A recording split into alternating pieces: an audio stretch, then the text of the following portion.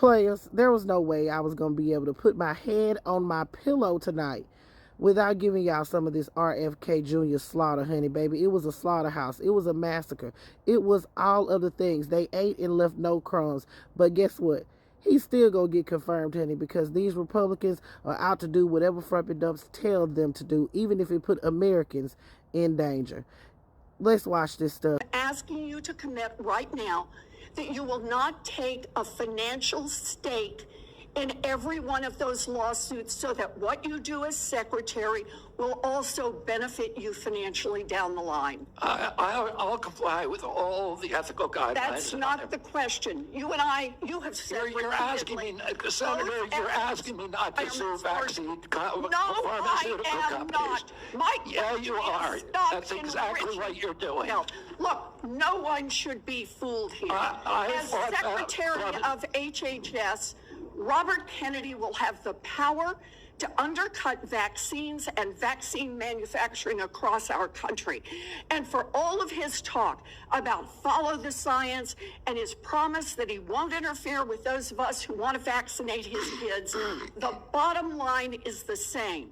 Kennedy can kill off access to vaccines and make millions of dollars while he does it. I'm confused. You have clearly stated in the past that bodily autonomy is one of your core values. The question is, do you stand for that value or not? When was it that you decided to sell out the values you've had your whole life in order to be given power by President Trump? Senator, I agree with President Trump that every abortion is a tragedy, that we can't be a moral authority in this country. Right, but that isn't what you said back in New Hampshire in 2023. On a podcast, and I quote, "I wouldn't leave abortion to the states. My belief is we should leave it to the woman. We shouldn't have the government involved, even if it's full term." Did you say that, Mr. Kennedy? Senator, I believe that every abortion is a tragedy. Did you say it, Mr. Kennedy? This matters. It doesn't matter what you come here and say that isn't true, that's not reflective of what you really believe, that you haven't said over decade after decade after decade, because unlike other jobs we're confirming around this place, this is a job where it is life and death. You have started a group called the Children's Health Defense. You're the originator. Right now, as I understand it, on their website, they are selling what's called onesies. These are little things, clothing for babies.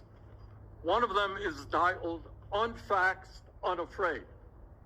Next one, and they're sold for $26 a piece, by the way. Next one is No Vax, No Problem.